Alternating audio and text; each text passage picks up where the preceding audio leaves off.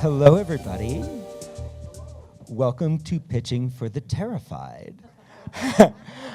I'm Jacob Krueger. I run a screenwriting school called writeyourscreenplay.com. When we get the slide up, there's going to be a little QR code on there. And if you click it, it's not up yet, it's coming. Okay, we'll talk about that. There it is. This wonderful little QR code up in that corner there will give you a chance to win a free class with me. So it's online. All of our classes are online. Yeah, you just need to click that.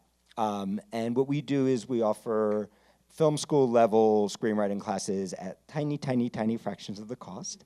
And we pair emerging screenwriters, directors, producers with top working professional writers who mentor you through your entire career, read every page you write, meet with you every week or every other week, and you can do that with no debt, right? You can do that at a cost that you can actually afford, and you'd be shocked at the level of people that we put you with.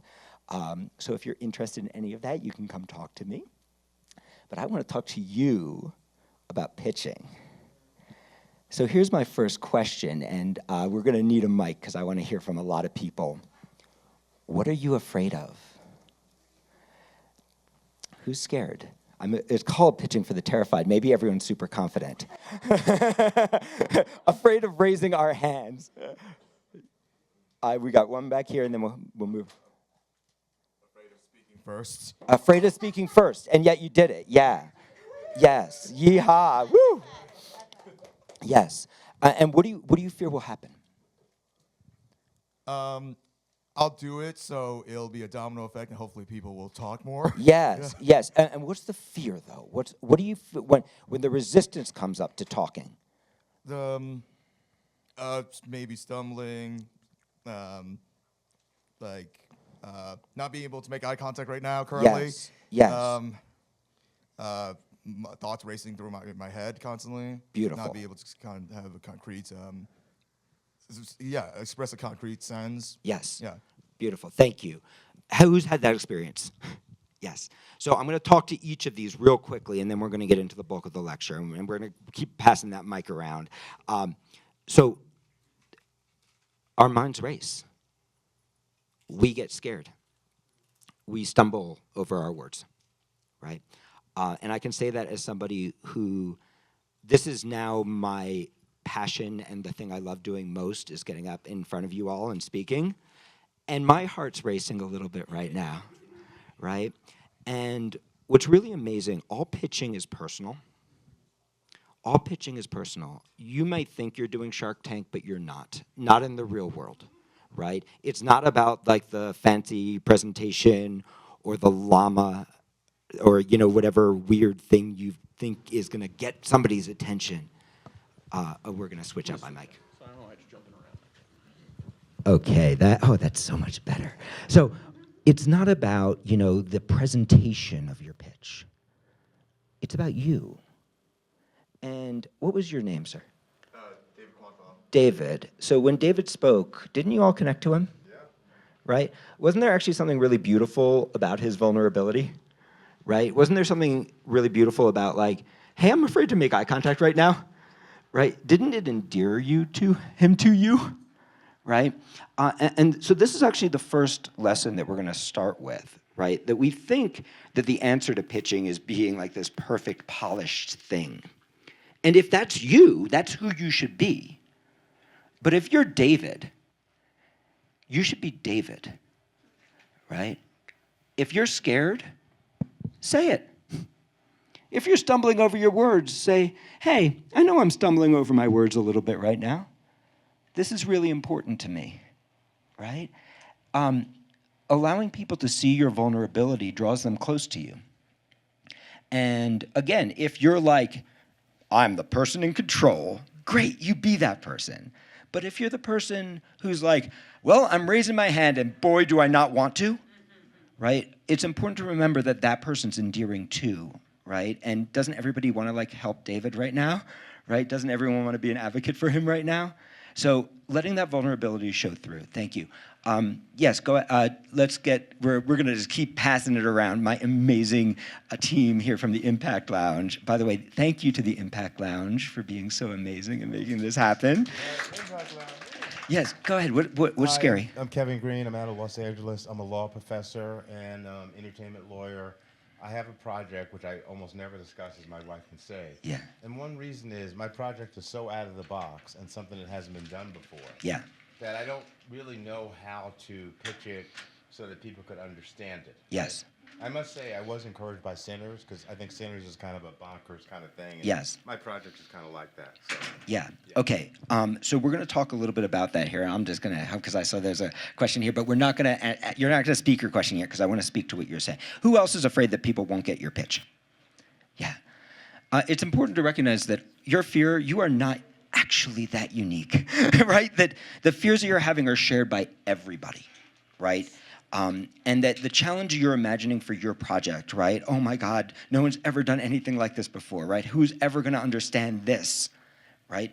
That is the same experience that every single person, the person who's pitching, like, and it's a rom-com, right? Also has that fear of like, is anyone going to understand it, right? Is anyone going to get it? Because we're artists, and foundational to the makeup of an artist is this need to be understood, right? This need to say something in a way that other people can feel it and get it. So I'm going to teach you a little trick that will help immediately and that will help everybody. Don't start by talking about the project. Don't start by talking about the project. If you can, if it's not a formal pitch setting, start by asking questions. So this is my little rule for myself. I used to be terrified of pitching because I didn't feel worthy, right? Because I felt like I was imposing. I felt like I was asking somebody for something, and I wasn't sure if I deserved it. And I wasn't sure, why should they invest in me? And the way I needed to reframe that for myself, that was so valuable for me, was to go, oh, my job actually is not to sell them anything, because I'm terrible at selling people things. My job is actually to help. My job is to help. If what I have to say is helpful to the person, then I'm going to share it. If what I have to say is not helpful to the person, then I am not going to share it. So if I have the opportunity, I'm going to ask them questions about themselves. I'm going to ask them, what kind of project do you wish you could make? Right? What are you looking for? What do you need? What's a project you wished that you produced this year? What's a project you wish you wrote this year? Right? I'm going to ask them questions. And what I'm trying to ascertain is, are they looking for what I have? Last year, I actually sold one of my students' scripts here at the Impact Lounge. She's literally about to sign the paperwork 1 year later. But she had wrote this completely, impossible script. It's brilliant, and I've been pitching it on her behalf for years, maybe 10 years. And it's so scary because it's a comedy about something you shouldn't write a comedy about, right? And I'm not going to pitch it to you all because I wouldn't do that to her, but it's a comedy about something that's not funny at all. And it's a beautiful script. And everyone I've pitched it to has always gone, that is a beautiful script, no way. And I was here at the Impact Lounge, just like you all are, and I was talking to people. And I asked, hey, what do you need? And he said, I have this director, and I'm working with all the big agencies. I've got money to make the movie, but she has to be attached. They want to make a movie with her, and all the mainstream stuff that the CAA and all these big agencies are sending me, she keeps on rejecting it. She wants the Yorgos Lanthimos stuff, and they don't have it, right? They don't have it. They don't sign those writers. I can't find it. And I said, how crazy are you? And he said, I'm a little crazy. And I said, okay, then I have the script for you, but it's not mine. right? And this is, if you're always in that helping mode, you'll find that half of your fear just disappears, right? Because most of us are actually very confident at helping people. You're a law professor, right? You spend your life helping people, right? You wouldn't pitch a esoteric law concept to me unless I needed it, right? Don't pitch your script to somebody unless they need it. In fact, if they don't need it, tell them, boy, do I not have the script for you. Right? And do you see how like all the tension goes out of the room because they know you're not trying to force something down their throat, right? You're not trying to make them like something that they don't like. They don't have to say an awkward no to you, right? You just need the one person who's crazy enough to make your project, right? And if you keep asking them questions, eventually you'll figure it out, right?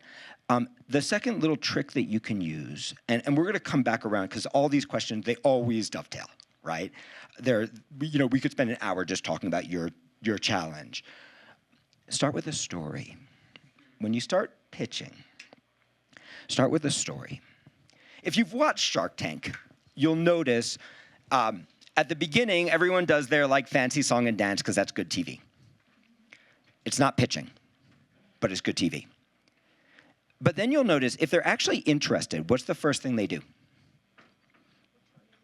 you the origin story. Yes, they ask you, tell me about you. They're going to ask one of two questions. They're going to go, tell me how much money it's made, or tell me about you. And it's going to be in one of those orders.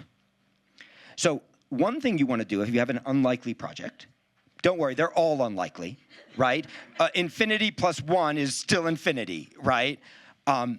If you have a project that seems hard, you want to think of what are things that are in that world that made money so that you have that in your back pocket. But you also want to start with a little bit about you. Share something a little bit vulnerable about why you wanted to write the project, and they will connect, right? And now they're connected to you. And even if they end up not wanting to make this project, they might want to make another project with you. Right? Or they might want to read it. Or they might go, I'm not making this, but my wonderful friend Sarah might, right? And so what we're really trying to do, we're not trying to sell anything. You can't. You have no control over whether they say yes. If they're at no, if you're in this room, right? There are people who are amazing at making people say yes to things they should not say yes to. They're called agents, right? They're incredible at it. But they're not in the pitching for the terrified lecture, right? If you are not a natural salesperson, I'm not, and you just focus on helping, you just focus on how do I pay it forward to you? How do I pay it forward for my friends? This is how you build a network of people who want to support you, who care about you, who fight for you. Awesome. You have It's really similar. It's really similar. Yeah. It's that moment that 5 minutes in, I'm good. But that first 5 minutes, I can't get my thoughts right. I can't get my breathing down, whatever those things are. Yes. And because you only have 5 minutes, you want the words to be the right words. Yes, okay. Who else has oh my God, I can't find the right words. I can't get my breathing down. Oh my God, it's scary. So there is no such thing as an elevator pitch. It does not really exist. It does not really exist, right? There is nobody looking at a timer when you talk to them. There's no, oh, I'm sorry. We're at 4 minutes and 59 seconds. I was so into what you were sharing, but, we're at the 16th floor. See ya. No, if they're actually interested in what you're sharing, they're going to come, hey, come walk with me. Right? Hey, I don't have a moment right now, but I actually want to hear more of this. Here's my card, right? The only time you actually have a limited time is when you're in one of these pitch competitions, right? And that is actually a completely different art than what I'm teaching you. Any normal conversation, it doesn't have a time limit, right? So the first thing I want you to do is we're all in extended time. Right? If you remember, like back when you were in high school and you had to take a test and there was some kid who got extended time, you all get extended time. right? You all get extended time. So if you take the pressure of the time off, that's going to save your life. Now, there is another piece of this that you already spoke to, which is breathing, right? Breathing is actually the most important thing you do when you pitch for two different reasons. Actually, we can say there are three different reasons. Reason number one,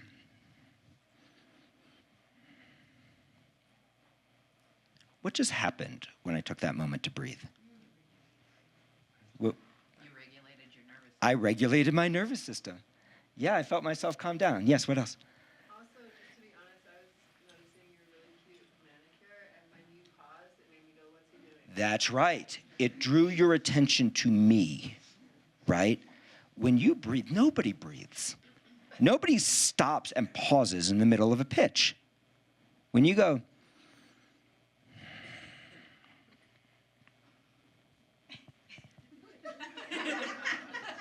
that's 2 breaths. Do you see how much power that gave me? Do you see what a feeling of confidence it projects when I just take those 2 breaths? And I'm settling my nervous system. These are the first 2 reasons, but the third reason is actually the most important reason. When you breathe, other people speak. When you breathe, other people speak. You don't want to be talking during your pitch. That may seem really weird. You don't want to be talking during your pitch. That's the worst way to pitch. Look what I'm doing. This is so easy. I'm asking you questions. And then I get to know exactly what you want to hear. I get to know exactly where I am. I don't have to wonder if you're going to like my class or not. I'm literally answering your questions. And if you take me somewhere that I didn't plan, great. I'm going to give you what you want as long as it's also what I want, right? I'm going to find that place where what you want and where I want meets. Every time you finish an idea, breathe. At the very worst, if you're pitching an introvert, they won't talk, right? If you're pitching an introvert, they will just go, wow, she's so confident. I wonder how she got so confident, right? If you're pitching an extrovert, they will talk, right? They will fill that space. Resist the urge to cut them off so you can get back to your pitch. They're actually showing you what they want. And if all they want is to talk to you about what they're doing, great. Keep asking them questions. Tell me more about what you're doing. If they ask you nothing about what you're doing and you never get to your pitch,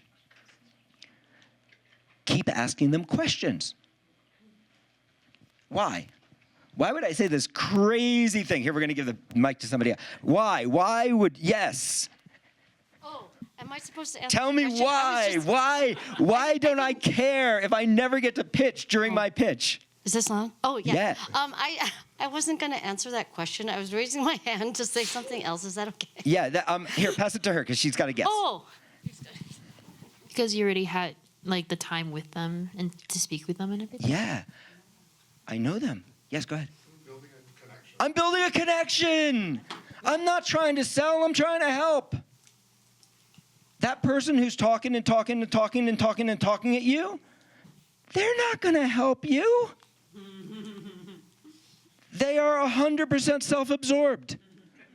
The person who's talking and talking and talking and hasn't asked you a single question about yourself, they're not buying your script. Don't worry. They need something. They need to be heard. So help them. Not forever, right? Help them. Listen to them. Ask them questions. Get them to say something about their why, right? Get them to say something to you that they didn't say to somebody else, right? And then when you realize I got to get out of this conversation because this person only cares about themselves, you ask them this question. How can I help? How can I help? It's the most important question in any pitch. If all the person does is talk, you ask them, how can I help? Why? It makes them pause, and they've left knowing you gave a crap about them, and you'll be remembered because of that. Everybody wants help.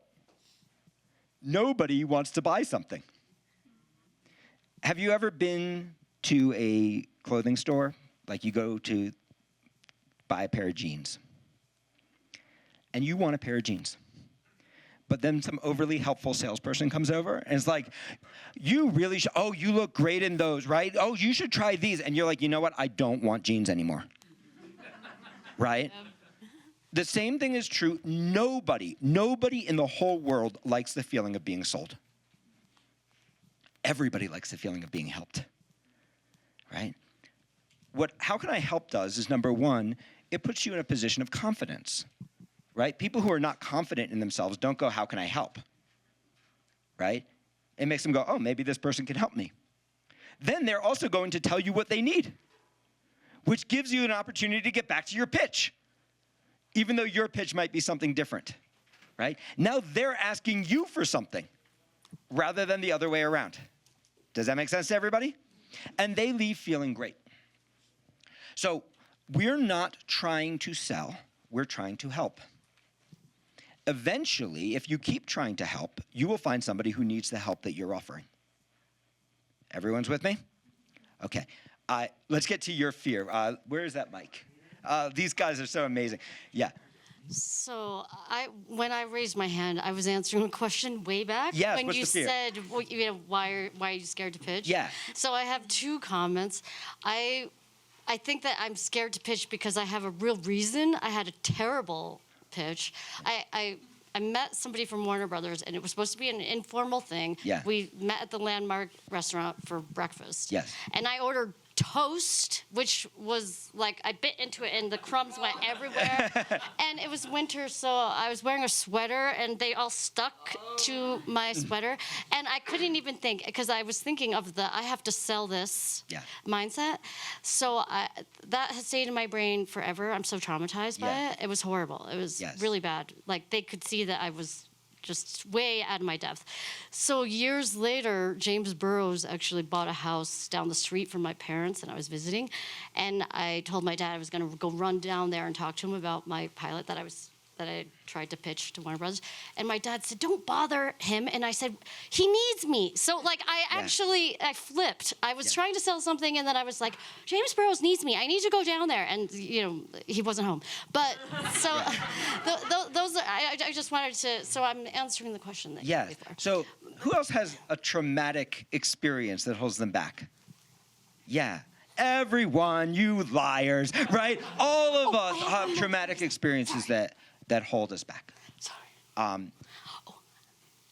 Go ahead. I heard you. I just have one other thing to say. Yes. To that man, like, it's something weird and different. Well, my script now is a comedy about incest survival. Yeah. And it scares people away. Yeah. So I'm like, do I take out the incest part? You know, and it's based on my it's an autobiographical script. You do not. Oh no, I'm not taking out the incest, but do I take it out of the pitch? No, you do not. Here's the thing. Nobody wants to be baited and switched. Right? Nobody in the world wants to go like, oh, what a sweet rom-com. What? Right? Right? The person that is going to make your movie is not the same person, making Marvel movies. Or maybe it is, and this is their passion project. Maybe they're a survivor of incest, right? Maybe this is an issue that matters to them, right? You don't need everybody. You need one. You need one person, and you can trust, if you are true to the movie or the show that you want to see, that there are other people like you. You just have to find them, right? If you're writing for other people, you'll actually never know who your people are, right? Because they're just some imagined audience out there in the ether that doesn't really exist. But if you just go, okay, I just need the one person who feels about this the way I do. You'll know that person when you meet them. You'll be like, hey, we have a good vibe. Right? You'll be like, I don't know why. You just walked in. I don't even know your name. What's your name? Moira, poor Moira is eating. She has exactly your problem, right? And I picked on Moira, right? Honestly, because I was like, I kind of like her vibe, right? And that means we probably have something in common that we don't even know yet, right? And that means like Moira is one of my people. We both like to eat. Yeah. There's just something energetic there, right? You just need your person, right? And by the way, your person is probably going to be delightfully entertained by the fact that you have crumbs all over your shirt, right? I'm real about that. It was traumatic for you. Who has not had something like that happen? I long ago, I was very fortunate. I got to write a musical, film musical with the guys who wrote Broadway's Les Miserables. And so that meant I got to go to the closing night of Les Miserables on Broadway, where they had every person who'd ever played Jean Valjean all sang. It was the most beautiful thing ever. And I went out for dinner beforehand with my uncle. I was living in LA, so he was in New York. I was like, oh, I'm going to be in New York. And as the server cleared our tray, he sloshed salsa all the way across my chest of my beautiful silk white shirt. And my uncle was freaking out. And he was so nice, and he like ran out and bought me a shirt. But I would have gone with the messed up shirt. And you know what? Everybody would have felt for me. Everybody would have talked to me, right? Everyone would have gotten, what's that like, right? Because everyone's been in that humiliating situation, right? We think that we have to be perfect to sell something. It's not true. There's something wonderful about being human, right? But you do want to acknowledge, right? Don't pretend you don't have shit all over your shirt. Go, oh my God, let's just say I had a day, right? Acknowledge it, and then it's not weird. Yes.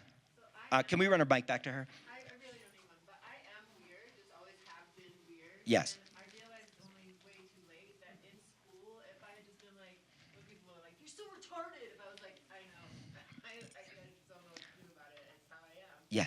Instead of trying to act cool, like, I'm not that, I'm like totally cool. But the more I acted cool, the more they were like, wait, I see that weirdness. You know, it's like they wanted to look past my cool to point out the weird. But if I had just been like, yeah, I know I'm a total dork, you know, like I learned that actually is more endearing. Yeah, so she's talking about, I'm just doing this for the recording, like she's talking about like, hey, I'm weird, and when I was young, I didn't want to acknowledge it, but now I can own it. And this brings me to another really important thing about pitching. Not everybody is your person. And by the way, what do you guys think? What is a good pitch? What's the effect of a good pitch? What happens? Authenticity, says Sarah. Yeah, they can feel it. Yeah, what do they say at the end of your pitch if you had a good pitch? Let's move forward, says Sarah. I say the end of a good pitch is usually, what else do you have? Okay. Here's the truth. Most screenplays don't sell. Sarah knows Pamela Cedarquist, who's a wonderful student of mine. Woman over 50. She spent 3 years developing her first screenplay. This is her second career. She wrote this beautiful, beautiful script called Pyro. It is gorgeous. And it made it all the way up to David Fincher. And David Fincher passed. She didn't know why he passed. She assumed he must not have liked it. 2 years later, she got a call. David Fincher was making Mindhunter, and he hired her for the second season to join his writer's room. She wrote the Manson episode, right? That show was nominated for an Emmy, right? We think that a successful pitch is a sale. It is not. A sale is an exception, right? A sale is like a magical thing that happened because like the universe and the stars aligned and like something sprinkled fairy dust and like there were unicorns and like a sale is magic, and you have no control over it. A sale is you showed up on the right day when person had had the right meal and the right morning with the right story and the right personality, and it was just perfect on that day, and it fit what their boss wanted. And by the way, they don't have anything like that, and they didn't lose money on that years ago, but it's also similar to what their mandate, right? You can't control the sale part. A good pitch is, what else have you got? A good pitch is, let's get together for coffee. A good pitch is, I'd like to know more about this. A good pitch is, I'd like you to meet my friend, right? A good pitch is not a sale. A sale is a lucky result of a lot of good pitches. I'm going to say that again. A good pitch is not a sale. A sale is a lucky result of lots and lots and lots and lots and lots of good pitches. And what we really want to be doing is we want to be building our community, right? Because as much of a genius as you might be, none of us do this alone. I am only as good. I have 13 faculty members. I have 5 amazing administrators. My school is only as good as those people, right? It's not as good as me. It's as good as us. And you want your people. Now, your people aren't always exactly like you, something I learned the hard way as an entrepreneur, right? You're a wonderful weirdo, self-proclaimed, right? You probably need someone to play the straight guy, right? Like, and yes, and here are the numbers, right? You probably need that person on your team who balances your personality. And if you don't have it, you probably need to be able to go like, and now that we're done laughing, let's just talk about how we're going to make some money, right? So if you don't have the person on your team, there might be another part of your personality, what we call an ego state, right, that you need to step into. The ego state is a hypnotherapy term, right? And what it means is that we all are basically wearing different masks at different times, and those masks they actually are us, but they're also not the full us, right? So you have a mask that you're very comfortable in, right? Of like, hey, I'm the weirdo, right? And it's actually an ego state, right? And it's a wonderful ego state, and it probably endears you to people, and you should probably find a wonderful group of weirdos, right? And probably the person who options your script is also going to be a weirdo, right? Who's often also felt maybe like other people didn't get them. So, and we also have other ego states. You know this because like when you go home for the holidays, you are a different you than you are when you're with your best friends, right? And when you're directing a film, you're a different you than you are when you're out dancing, right? So we're all able to enter these different ego states. And that's really kind of cool because once you realize that, that means if you're not in the place you need to be in, you can shift, right? That you can actually go, all right, is this a time for weirdo? Yes, great, let's bring her out, right? Are they looking scared? Yes. Okay, let's bring the serious side out, right? Are they looking bored? Let's step into my high energy ego state, right? And so I'm gonna teach you some things. Can I have a volunteer? Is anyone feeling, oh yes, come on up. All right. You're gonna sit right here, and I'm gonna sit right here. I'm about to teach you some NLP stuff, some hypnosis stuff. Oh, yes. Okay.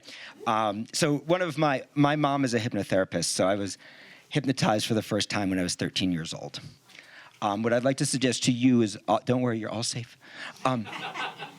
All filmmakers, all writers are hypnotists. What we actually do is we hypnotize people to have real emotional reactions to things they know are fiction. And guess what? Pitching is also an act of hypnosis. And by the way, you're hypnotizing yourself all the time, right? You know this because you've told yourself a story, got super angry, and then heard a different story, and you're like, oh, I don't feel angry at all. But when you were super angry, you felt like you couldn't control your anger, and there was nothing you could do about it. But the truth is, slightly different story, and suddenly you didn't feel angry at all, right? We're all hypnotizing ourselves all the time. So, what's your name? Simone. Simone. Okay, Simone. So the first thing I'm going to teach you, you guys see how Simone is sitting? Just freeze for a second. Okay. So, if you want to build a connection with somebody, the very first thing you can do is mirror them. You don't have to freeze, right? Because I can mirror you without you freezing. So, do you saw Simone kind of kicked her leg out? I kicked my leg out. Now I'm not like trying to. I'm just gently watching Simone, and I'm gonna find ways to just mirror her body language. I use they them pronouns, by the way. Oh, I'm sorry. You're good.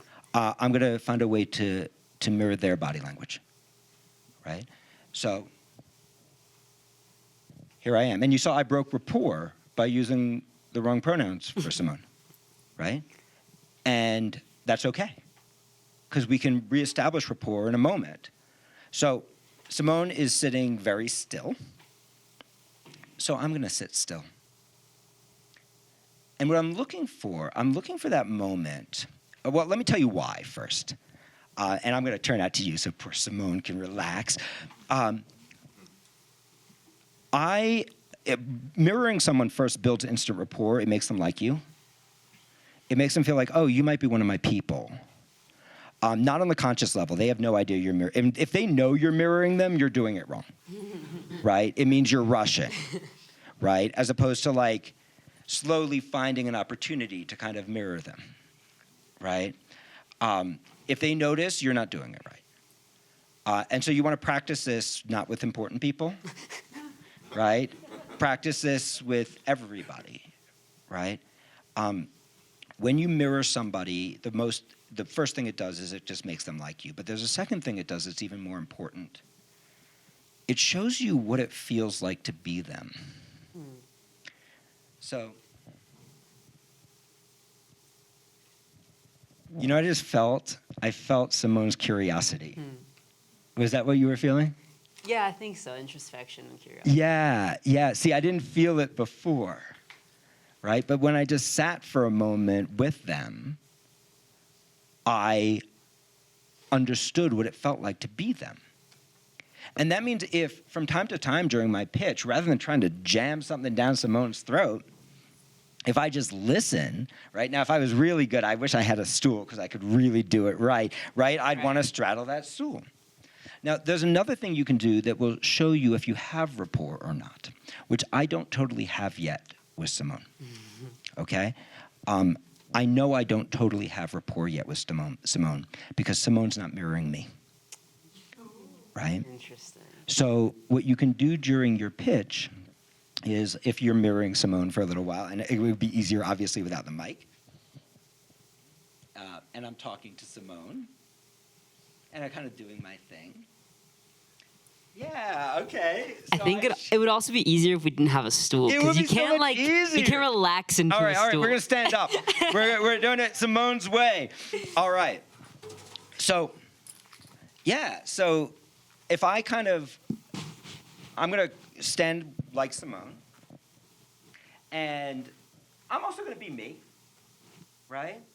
And what I'm kind of watching gently is like, they just did it. Did you see I kind of swayed? And Simone just unconsciously swayed too, right? That, Simone, you're not trying to mirror me. No. Right, no. We have these things in our brain called mirror neurons, right?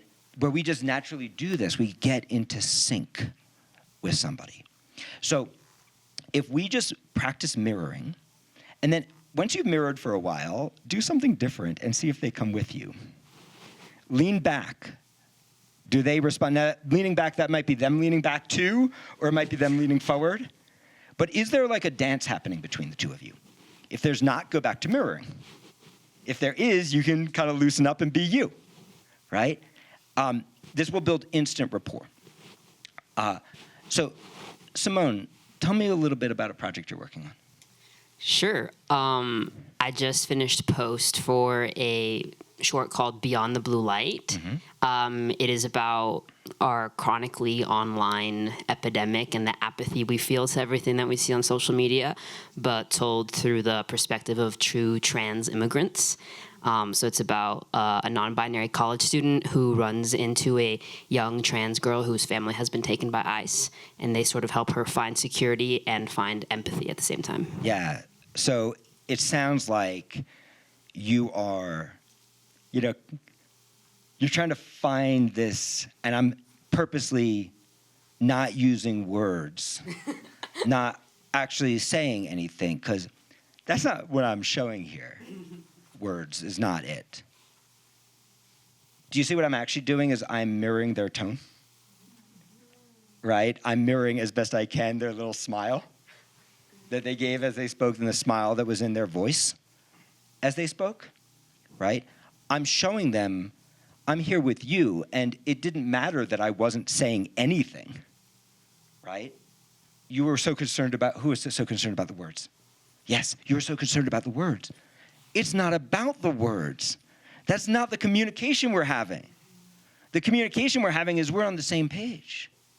Simone, I'm going to let you go back. Thank you. Would you say it's like also like vibes? Yes. That's how I interpret it. Yes, it is vibes.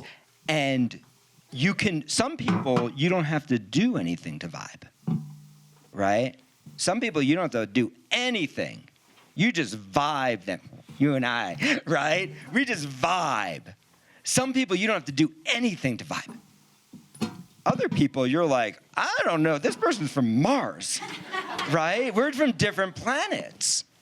And with those people, the simple mirroring exercise, right? So the person goes, oh yeah, what do you got? Right? Don't go, well, it's a story, it's very important, right? You go, let me give it to you. Right? So you're not just mirroring their movements, their physical position, you're mirroring their tone, right? You're mirroring their way, right? In screenwriting, what we call their how, right? And you're going, you don't have to be them, right? I don't think I did a very convincing Simone impression, right? You don't need to be them, you need to vibe them. And that lets you feel what it's like to be them. So that you can get when Simone is bored, or when Simone is disconnected, or when Simone is excited, or when Simone is leaning in, or when Simone is frustrated, or when Simone wishes she could just, I am gonna fuck this up again and again. When Simone wishes that they could just give their damn pitch, right? And we're doing this stupid mirroring thing, right? That you're able to step inside of that person and feel them is actually the most important part of pitching. Yes, you had a question. So when do you start being authentic? Okay. Because there's a bit of a tension. Oops, sorry. When do you start being authentic? There's a bit of a tension between like when you're mirroring or in an altered state. I love your question. Always authentic. I'm always being authentic. I'm not being Simone. I'm feeling what it's like to be Simone, right?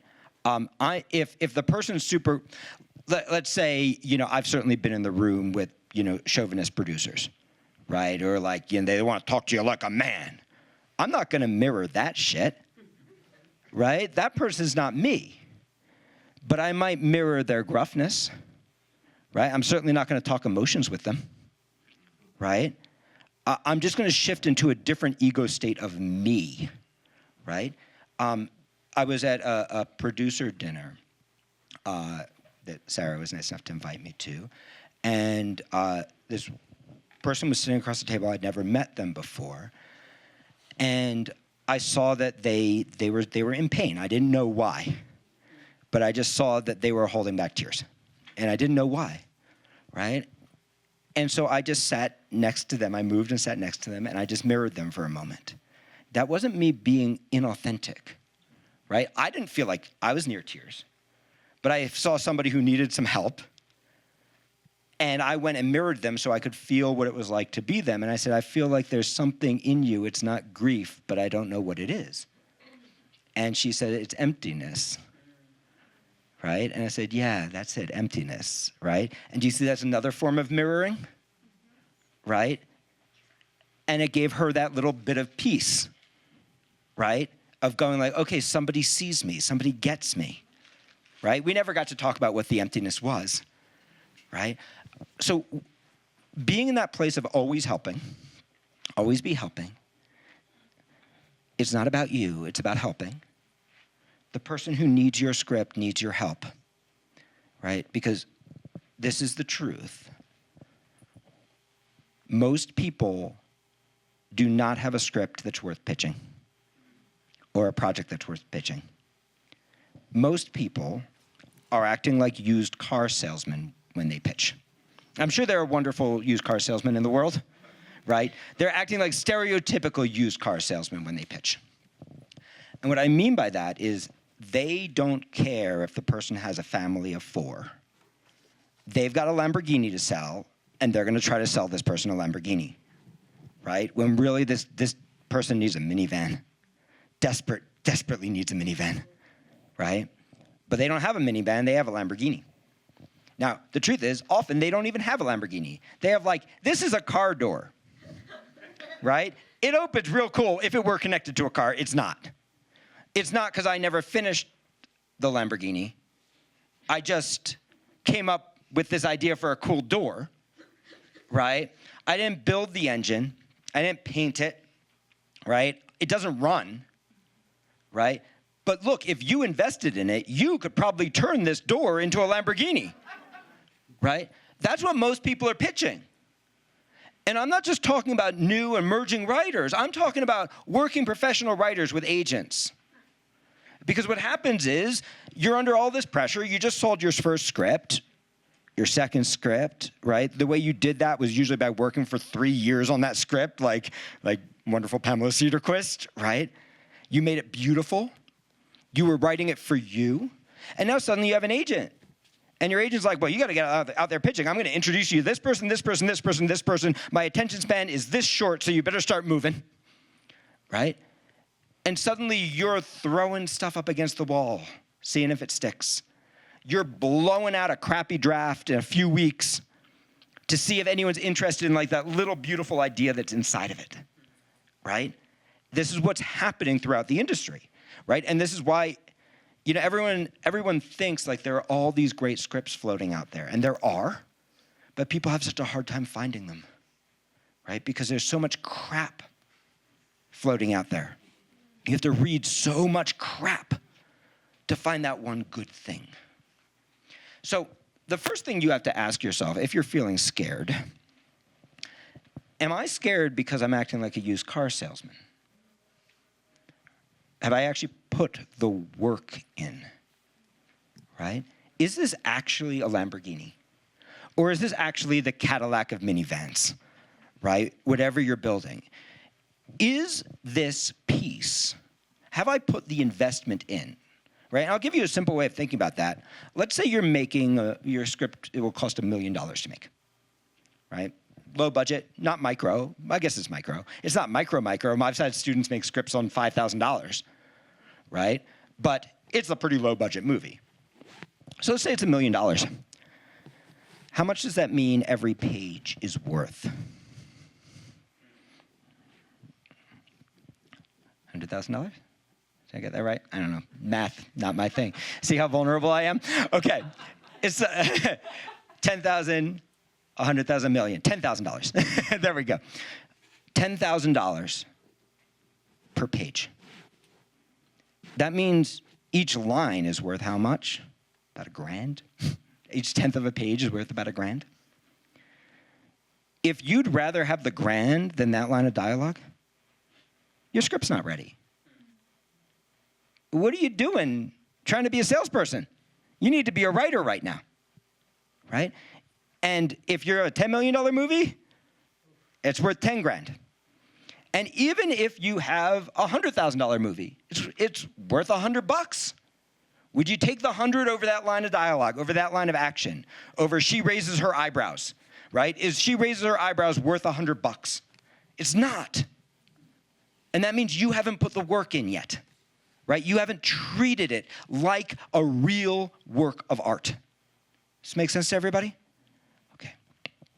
If you have put the work in, if you actually have a Lamborghini, if you actually have a Cadillac, if you actually have a minivan that's perfect for a family, and you put the finishing touches on and you have that thing, you have the one thing that everybody in the world needs: a great script. Nobody gets to do their job until they have a great script. Nobody. Not the director, they can't work. The producer can't work. That's why they put up with you if you're a writer, right? It's like a plumber. You need that toilet to run. You don't really want the dude in your house, right? It's the same thing with writers, right? No one really wants to deal with a writer, but we can't work without them. Writers are a pain in the ass. They care about their project. They don't want your note. They're smarter than you are. It's frustrating. But everybody needs that great script. Now, not everybody needs the same great script. The woman who wants to buy a Lamborghini is not the same woman who wants to buy the minivan, right? It's just not. Your real job is figuring out, can I help? Because if you're a Lamborghini dealer, you're not a used car salesman. When somebody walks into a Lamborghini dealership, they can already afford it, unless they're just browsing, in which case there's nothing you can do. They can already afford it. They want a Lamborghini. It's just a question of which one. Does that make sense? And that means you're actually helping them. That means you can actually feel confident that you're helping them, as long as you figure out, is my Lamborghini the one you need? Does this resonate with everybody? And do you see how this puts you in a state of confidence? Yeah, go ahead, ask your question. Okay. I just wanted to ask, for those of us who maybe aren't like screenwriters, like I'm a casting director, there are actors in the room, how do we apply these same skills when we don't necessarily have like a script that we're pitching, but we're really pitching ourselves? It works exactly the same way, right? Remind me your name. Cassandra. So Cassandra and I were talking before the class.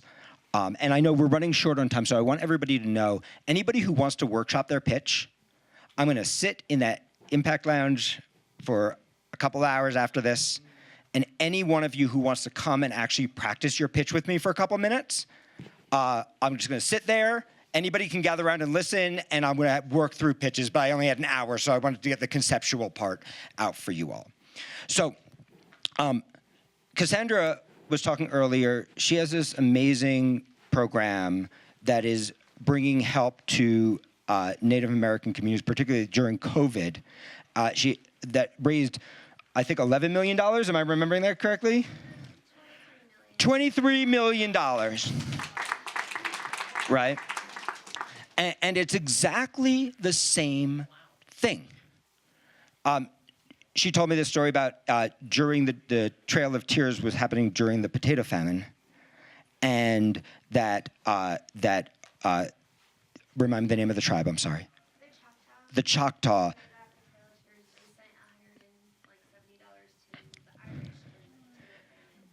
Yeah. So the Choctaw sent $170 to the Irish while they're going through the Trail of Tears to help with the potato famine. She put out a post about that and raised $2 million during COVID. Yeah, one of our tribal members tweeted about how the Navajo Nation became an epicenter during COVID. Put a tweet out about our group that was raising money and providing direct relief. Yeah. And then an Irish reporter from the Irish Times picked up the tweet and said, the Native Americans were there for us 170 years ago. Let's pay it forward. Yeah. And then they donated $2 million to our GoFundMe through thousands of Irish, talking about thank you for your kindness to our ancestors and helping us through one of our darkest times. Yes. We're happy to pay it forward. Thank you.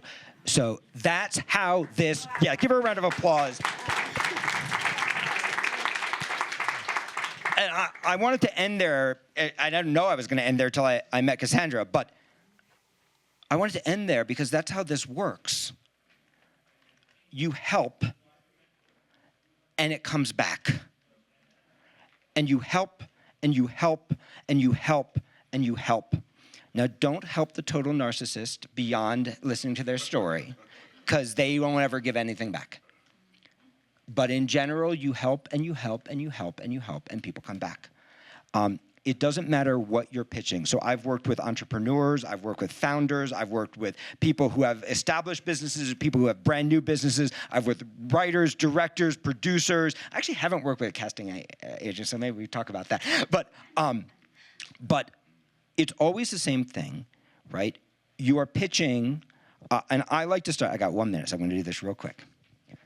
I like to start by telling a little story about myself. I'm gonna tell you a real story. When I was in college, I had a roommate who suddenly moved out, and he moved out in the worst possible way. I got like a message in what they called the Hinman boxes at Dartmouth, which was a little mailbox that said, "You have been randomly assigned a new roommate for this semester. You don't want that person," right? That's the person who has no friends who want to live with them.